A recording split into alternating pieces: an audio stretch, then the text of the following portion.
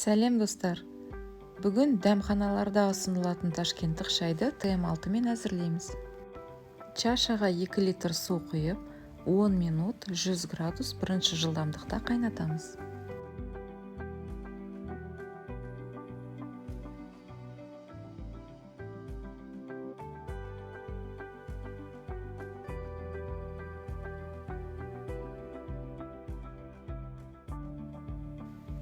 Паровая корзинаға 2 шай қасық қара шай, 2 шай қасық көк шай, жарты апельсин, жарты лимонды турап саламыз.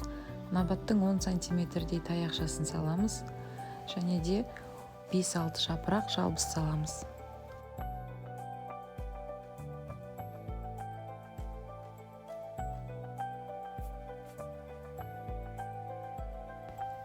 Паровая корзинаны чашаға салып, тағы да 10 минут 95 градус екінші жылдамдықта қайнатамыз.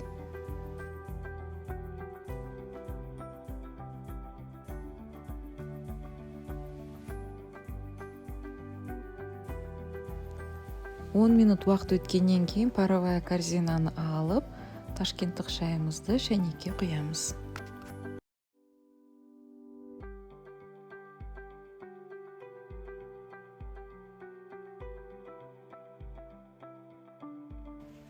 Достар, менің видеом сіздерге ұнаса, лайк қойып, менің арнама тіркелуді ұмытпаңыздар. Шайларыңыз тәтті болсын.